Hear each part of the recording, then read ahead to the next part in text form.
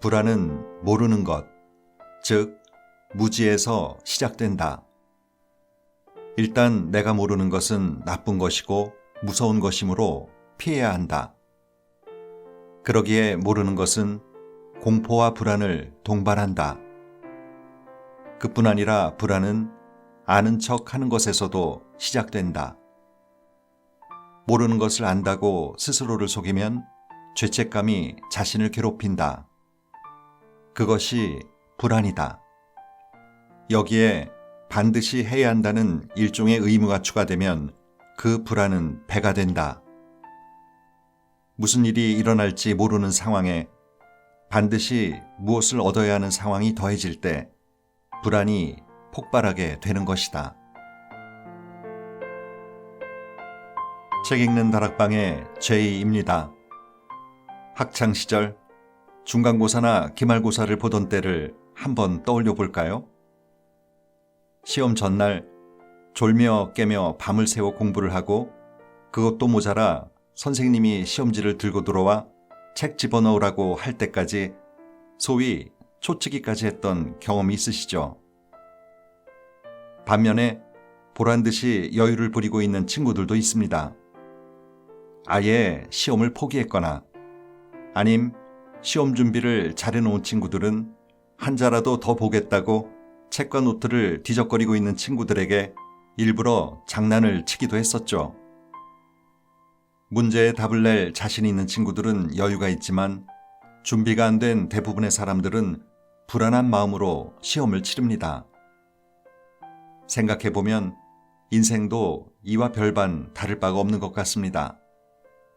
다른 게 있다면 인생은 시험 범위가 없다는 것, 그리고 변수가 많다는 거겠죠.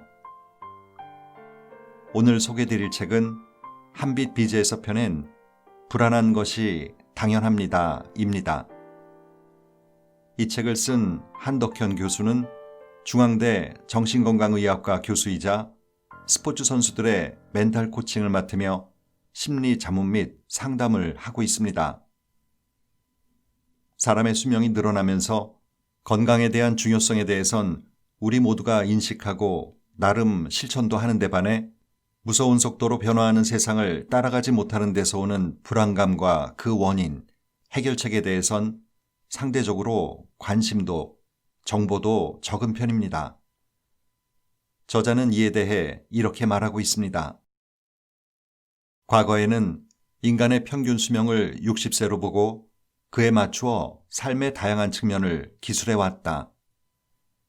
우리 삶을 대부분 10년 주기로 나누어 각 발달 시기의 성공 혹은 완성을 그 다음 인생의 시기로 넘어가는 발판으로 본 것이다. 하지만 지금은 아니다. 기대 수명은 100세로 늘어났고 세상은 10년은커녕 1, 2년 사이에도 급격히 변한다. 코로나19처럼 예기치 못한 위기가 발생하기도 한다. 그런데 인류는 100세 시대의 생물학적 수명 연장을 위한 생명과학 기술 발전에만 매진했을 뿐 인간 심리 발달의 지속적인 달성 목표와 성취감은 등한시 해왔다. 40대에는 적어도 모든 준비가 끝나 있어야 하는 걸까? 아니면 그 준비 기간을 50대까지 연장해야 할까?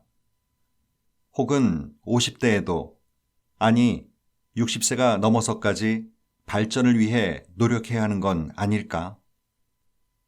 삶에 대해 명확하게 확신할 수 있는 것은 아무것도 없다.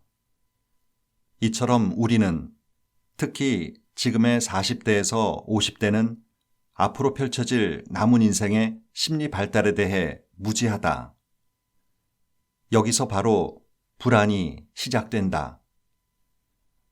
과거의 관습에 따른 내 행동은 빠른 속도로 변하고 있는 지금의 현실에도 잘 맞을 거야 라는 자기 기만은 서두에서 이야기한 죄책감을 동반할 것이다. 그런데도 인간은 그 와중에 성공을 바란다. 어쩌면 성공이 불안한 인간을 버티게 해줄 유일한 희망일지도 모른다. 하지만 무지로 인한 불안과 자기 기만에 의한 죄책감에 시달리는 중년에게 무작정 성공을 이야기한다는 것은 불안 폭발을 야기할 수 있다. 준비가 미흡한 사람에게 다짜고짜 성공을 운운하는 것이 반드시 희망과 용기를 주는 것은 아니라는 말이다. 이 책에는 당신이 몰랐던 불안의 모든 것, 내 마음속 불안 다스리기, 이렇게 2부 안에 다양한 상황에서 발생하는 불안의 원인을 진단하고 그 해결책을 제시해주고 있습니다. 그럼 함께 본문의 글을 살펴볼까요?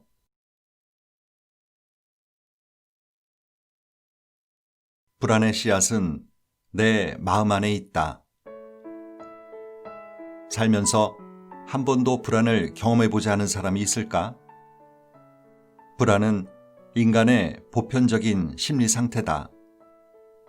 유아기에 처음 엄마 품에서 떨어질 때 느끼는 분리 불안을 시작으로 인간의 삶은 불안과 함께하는 여정이라 해도 과언이 아니다. 면접이나 시험 같은 중대사가 아니더라도 다음 달 해결해야 할 카드값처럼 일상적인 문제에서조차 우리는 너무 많은 시간을 걱정과 불안 속에서 보낸다. 내가 느끼는 불안을 적절히 다스릴 수 있다면 사실 불안이라는 감정 자체는 문제가 되지 않는다. 불안감에서 비롯한 높은 자각이 긍정적인 자세나 유연한 사고와 조화를 이룰 수 있으면 오히려 당면한 문제를 극복하고 한 걸음 더 성장하는 데 도움이 되기도 한다. 하지만 안타깝게도 불안을 다스리기란 쉽지 않다. 인간의 두뇌는 이성보다는 본능을 따르기 때문이다. 불안한 감정은 즉각적으로 공포와 관련된 두뇌 부위인 편도체를 자극한다. 여기에 불확실성에 대한 부정적인 상상이 보태지면 급기야 최악의 상황을 마치 현실처럼 인식하게 하는 괴물로 돌변한다. 호흡 곤란과 떨림, 가슴 답답함, 두통, 어지러움 등을 동반하는 공황장애가 바로 그것이다. 요즘 들어 외래를 찾는 40대 환자들 상당수가 이런 증상을 호소한다. 20대, 30대에는 하루 건너 야근하고 밤새 술을 마셔도 아무렇지도 않았어요. 윗사람이 무슨 말을 해도 내가 옳다는 자신감이 있었죠. 그런데 어느 날부터인가 갑자기 숨이 안 쉬어지고 식은땀이 흘러요. 작은 문제만 생겨도 너무 불안하고 초조한데 앞으로 어떤 고난과 어려움이 닥쳐올지 가늠이 안 되니 정말 죽을 것처럼 무섭습니다. 불안이 자신의 통제선 밖을 넘어섰을 때의 급박함과 공포는 겪어보지 않은 사람은 모른다. 명절 연휴 때 고속버스 안에서 갑자기 아랫배가 아파오기 시작하는데 버스는 움직일 기미가 없고 창밖으로 휴게소 30km라는 표지판을 발견했을 때 심정에 10곱쯤 된다고 할까? 호흡기 내과, 심장내과를 비롯해 한의원까지 전전해봐도 딱히 이상이 발견되지 않는다. 그런데도 병증은 갈수록 심해지니 결국 마지막으로 정신과를 찾게 된다. 만성적인 불안에 시달리는 이유. 니체는 공포심을 가지고 있기에 이미 체험한 적이 있는 많은 것들에 대해서도 여전히 힘들어한다. 하물며 그것은 아직 체험하지 않은 것마저도 두려움에 떨게 만든다고 했다. 그래서 인간은 그 공포심을 조절하기 위해 아직 닥치지 않은 상황을 가정한다. 이런 두려움이 생기면 이렇게 대응하고 저런 두려움이 생기면 저렇게 대응하자고 미리 마음의 준비를 하는 것이다. 그런데 이 과정에서 미지의 위협을 지나치게 확대 해석한 나머지 실제 일어날 확률이 1%도 되지 않는 극단적인 상황까지 가정하게 된다.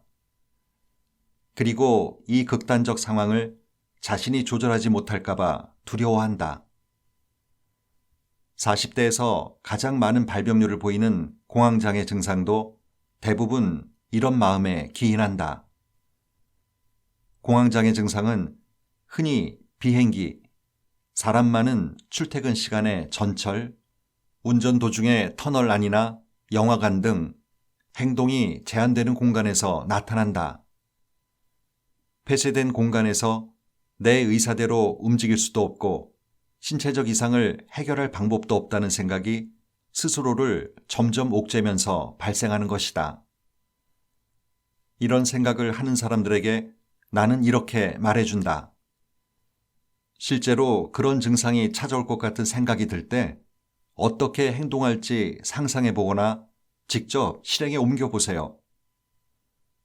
예를 들어 극장에서 영화를 보다가 갑자기 불안해지면서 숨이 곧 가빠질 것 같다는 생각이 들면 그 즉시 밖으로 나가는 상상을 하거나 실제로 나가보라는 것이다.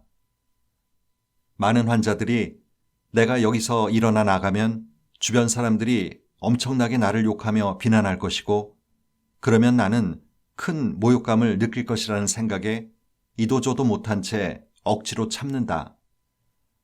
그러다 급기야 불안이 펑하고 터져 공황장애 증상을 경험한다. 답답하고 힘들면 일어나 나간다는 이 단순한 행동을 실행에 옮기지 못해 결국 만성적인 불안에 시달리게 되는 것이다. 내 안의 불안과 마주하기.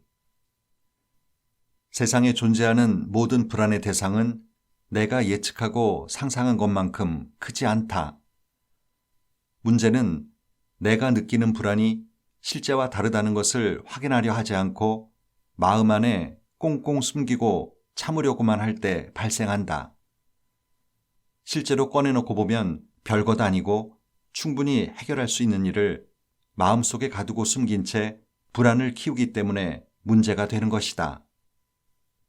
정신의학에서는 내가 지금 무엇을 두려워하는지, 나를 무섭게 하는 대상이 현실에서는 어떤 모습인지를 정확히 하는 것을 병식, 인사이트라고 한다. 이 병식을 갖게 해주는 것이 정신상담치료의 절반이라 해도 과언이 아니다. 다시 말해 나를 불안에 떨게 하는 무서운 것이 실제로 나를 얼마나 위협하며 위해를 가할 수 있는지 알아보는 것이 불안을 없애는 첫 걸음이라 할 수 있다. 내 안에 내재한 모든 걱정과 불안을 가만히 한번 들여다보자. 마치 모르는 사람을 대하듯 무심히 바라보자. 조금 용기를 내어 혼잣말을 해봐도 좋다. 아, 불안이 왔다. 세뇌하듯 다시 말해보자. 쓸데없는 불안이구나. 불안은 슬그머니 사라지기도 하고 고집스럽게 나를 움켜쥘 수도 있다. 그럴 땐 그저 지금 당장 내가 할 수 있는 일을 해보면 어떨까? 공황장애를 가진 이가 비행기 안에서 승무원을 찾듯 내 얘기를 들어줄 누군가를 찾아보는 것도 좋다. 무엇보다 중요한 것은 내가 느끼는 불안을 마치 심약한 개인의 병처럼 취급해 자책하거나 부정하지 않는 것이다. 살면서 누구나 안고 가는 감정이 불안이다. 욕망이 해결되지 않는 한 인간은 불안에서 벗어날 수 없다. 불안으로부터 벗어날 수 없는 운명이라면 억지로 싸워 이기려 들기보다 조금 편안히 달래가며 살아보면 어떨까? 고집불통인 어린아이를 다독이듯 말이다. 소유와 무소유 사이. 우리는 일생 동안 소유와 관련된 불안을 느낀다. 태어난 지 한 달도 안 된 아기가 엄마를 자기 것으로 만들고 싶어 하거나 18개월짜리 아이가 엄마와 헤어질까봐 불안해하는 분리불안처럼 본능적인 소유 불안이 있다. 그러다 청소년기가 되면 사랑의 눈을 뜨고 그 과정에서 불안을 경험하며 중년에 이르면 자식의 독립을 불안해하며 감정적 소유 불안을 겪는다. 이처럼 불안은 종류도 많고 그 양상도 다양하다. 소유의 사전적 의미는 가지고 있음이고 법률상의 의미는 물건을 전면적 혹은 일반적으로 지배하는 일을 말한다. 소유의 반대말은 무엇일까? 사전에서 찾아보면 무소유라고 나오는데 그렇다면 그 의미는 가진 것이 없음, 지배하지 못함이 된다. 그래서 사람들은 소유하지 못하면 가지지 못한 상실의 상태에 놓인다고 생각하여 불안해한다. 이 상실이 사람과의 관계에 놓이면 불안감은 증폭되고 연인 관계에 놓이면 집착으로 변한다. 사랑이라는 감정에도 소유하지 않으면 안 된다는 생각이 맞닿았을 때 불안이 엄습한다. 감정은 솔직하고 급해서 당장이라도 어떤 처리를 하지 않으면 꼭 무슨 일이 일어날 것 같다는 생각이 치고 올라온다. 사랑을 시작하려고 해도 불안하고, 사랑을 하고 있어도 불안하고, 사랑을 끝내도 불안한 이유가 여기에 있다. 사랑도 소유하려는 사람들. 최근 우리 사회의 남녀 사랑 트렌드를 보면 흥미로운 부분을 발견할 수 있다.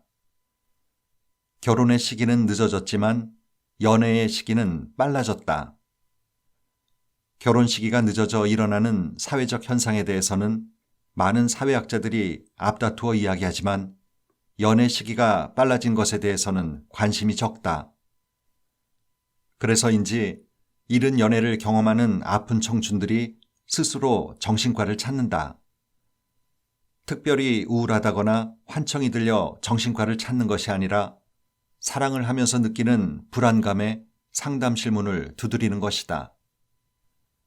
이들은 아직 자신이 무엇을 좋아하고 무엇을 싫어하는지 이성적으로 구분해 보기도 전에 폭발적으로 끌어오르는 감정에 밀려 사랑을 시작한다. 이렇게 밀려든 사랑의 파도 앞에서 상대방을 바라보고 지켜보는 관록의 사랑이 아닌 소유하고 가지려 하는 안타까운 사랑에 고민한다.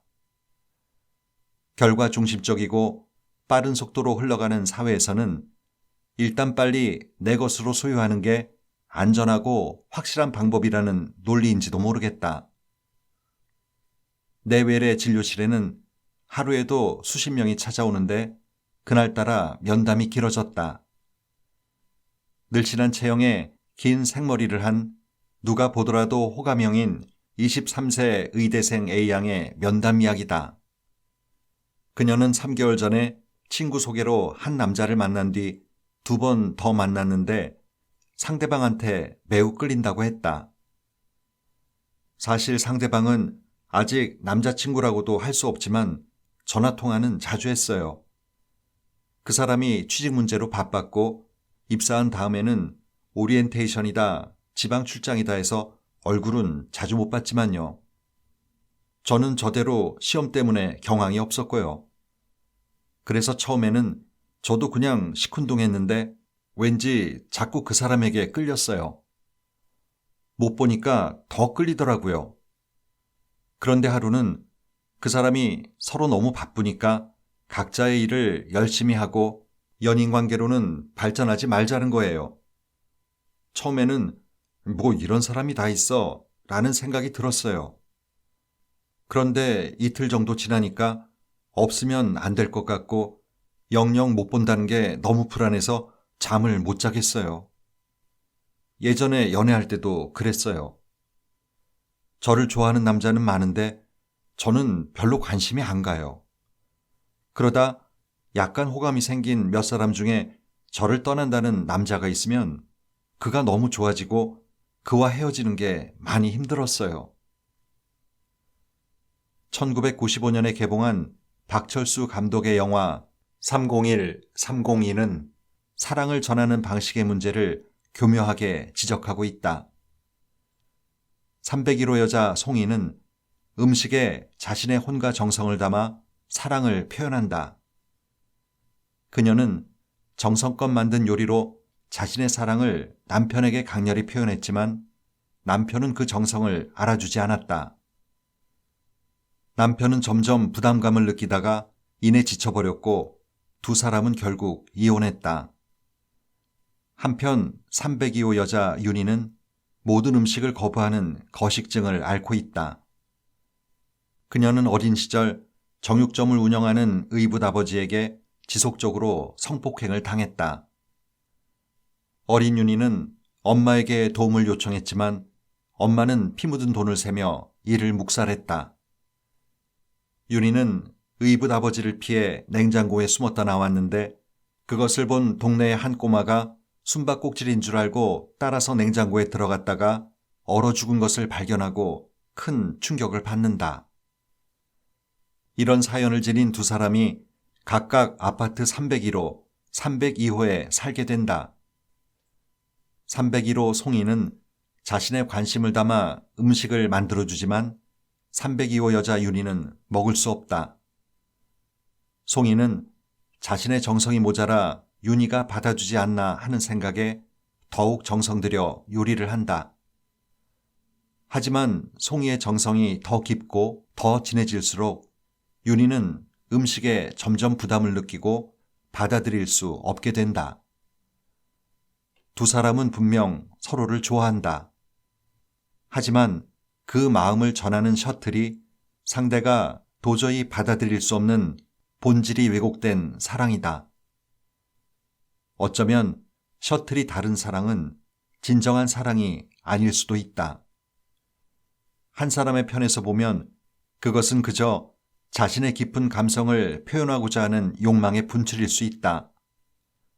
반면 상대편의 입장에서 보면 그 욕망의 분출은 자신의 감정 대응을 무시한 상대의 탐욕으로 느껴질 수 있을 것이다. 앞서 만나본 A양은 자기 사랑의 틀이 있다. A양의 사랑의 틀은 소유다. 그에게 상대방의 사랑의 방식은 큰 문제가 되지 않는다.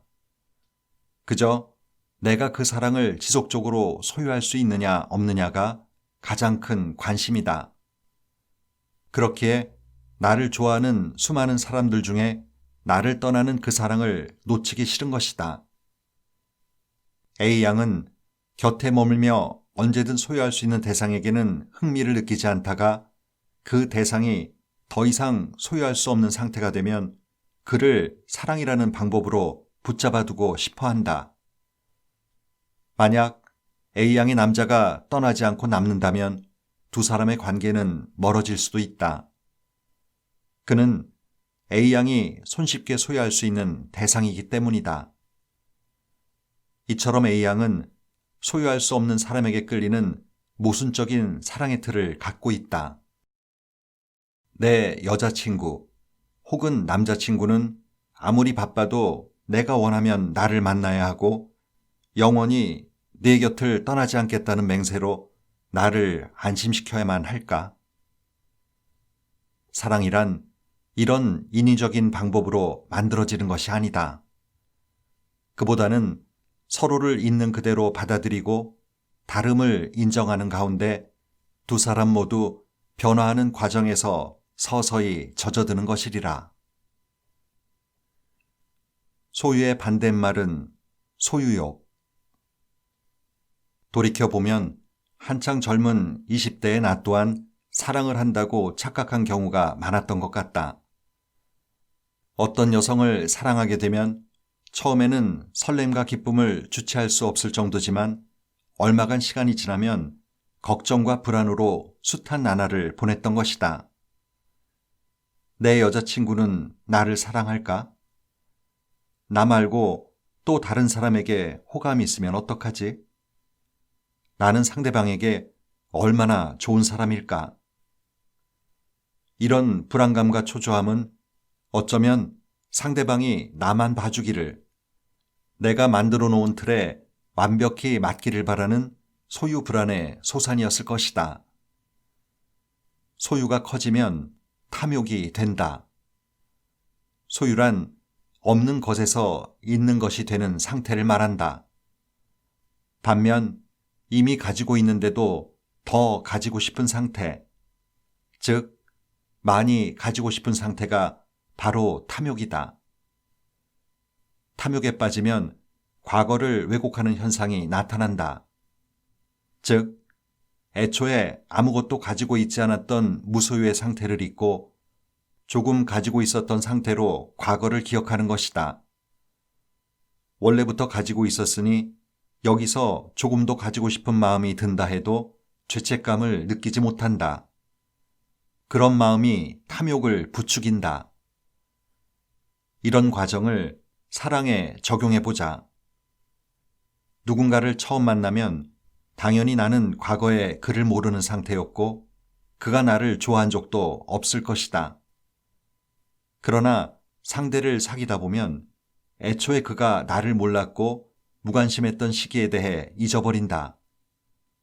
그러고는 상대가 나에게 호감을 갖기 시작한 시점을 기준점으로 삼는다. 따라서 더 바라고 더 집착하며 더 많이 가져도 항상 불안하고 상대방에게 만족하지 못하는 것이다. 이제 사랑이라면 알만큼 안다고 하는 40대, 50대의 중년들은 사랑에 대한 소유욕과 탐욕이 줄어들었을까? 그렇지 않은 것 같다. 물론 젊은 커플들처럼 강한 욕망에 휘둘려 좌절과 갈등을 겪는 일은 드물 것이다. 그러나 여전히 내 틀에 맞지 않는 배우자를 보면 바꾸고 싶은 강박관념에 화가 나고 불안해진다. 몇십 년을 이야기해도 꿋꿋하게 버티는 상대편에게 오히려 섭섭하기까지 하다. 끝끝내 배우자가 내 맘대로 바뀌지 않으면 다른 대상으로 눈을 돌린다. 바로 자식들이다. 이 아이들은 태어나서 나만 쳐다보고 내 이야기에 집중하고 내가 없으면 금방이라도 울음을 터뜨릴 태세로 나를 졸졸 따라다녔다.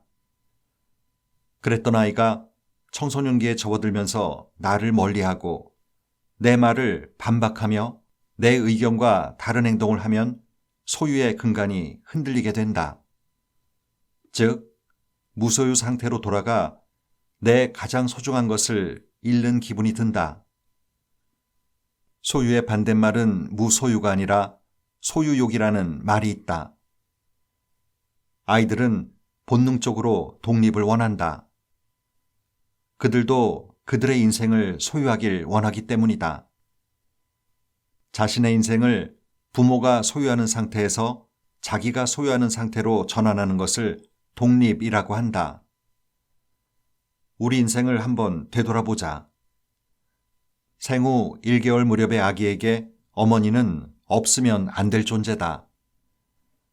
아기가 자라 어른이 되고 결혼을 하면 없어서는 안 될 존재였던 어머니에게보다 더 많은 관심과 소유욕을 자신의 아내 혹은 남편에게 쏟아붓는다. 그리고 아이가 태어나면 그 관심은 자녀에게로 향한다. 자녀가 성장하고 그 자신은 중년이 되었을 때 관심과 소유욕을 어디다 쏟아내야 할지 몰라 자칫 자녀에게 집착을 보이기도 한다.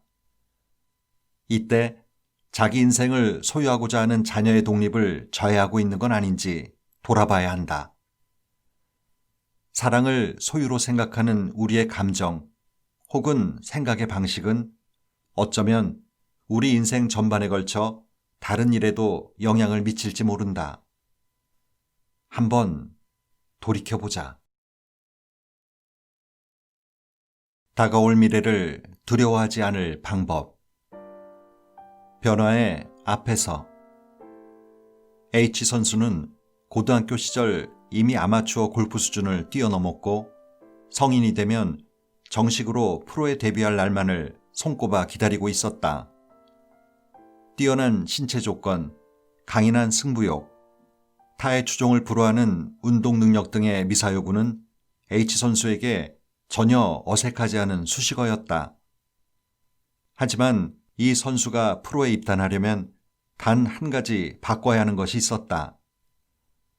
부상을 방지하고 위기 때 실수를 줄이기 위한 간결한 스윙이었다.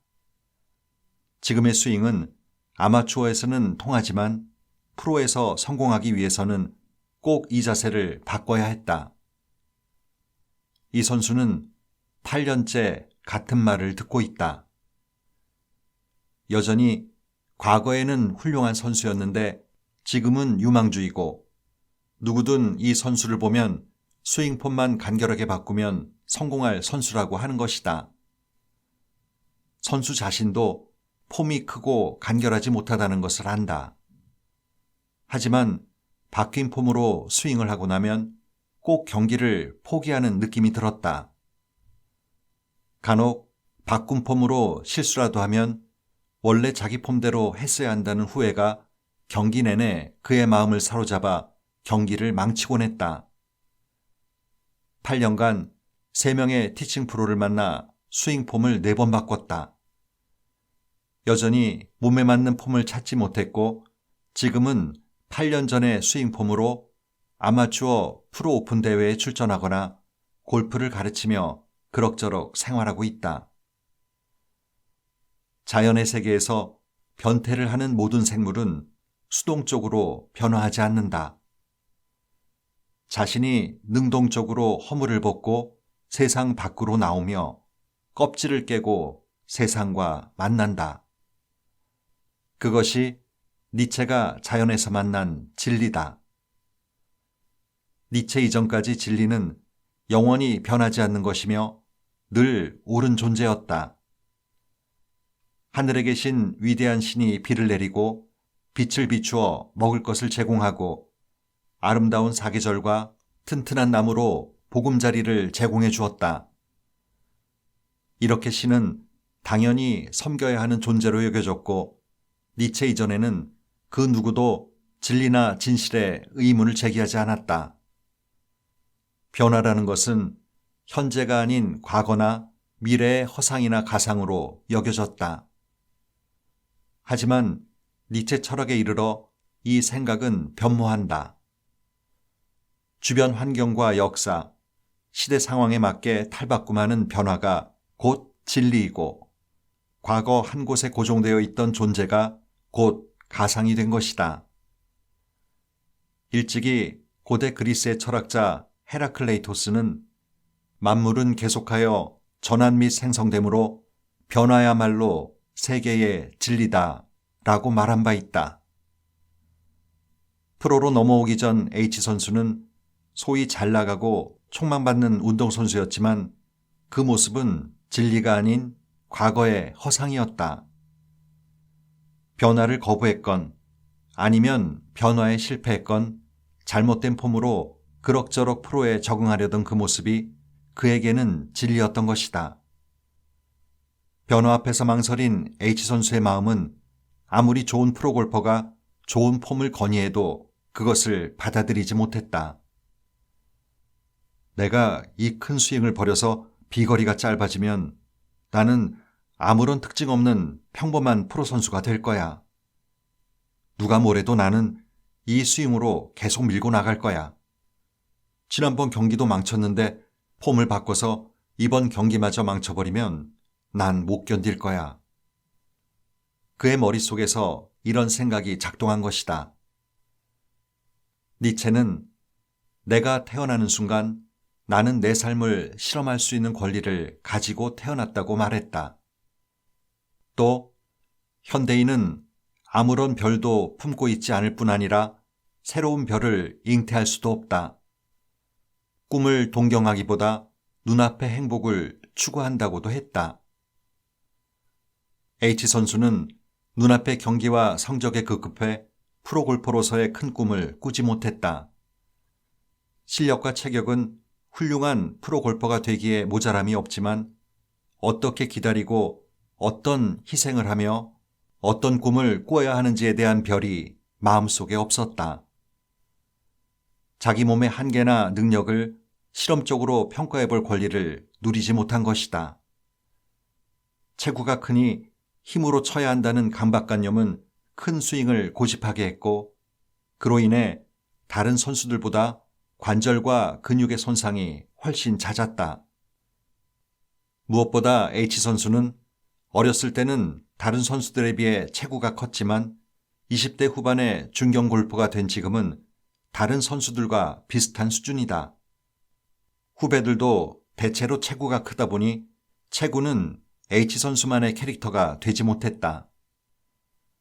2000년대 초반에는 큰 체구와 호키한 타구로 승부했지만 2000년대 중반에는 시대의 흐름에 맞게 자신의 스타일을 준비하지 못했다.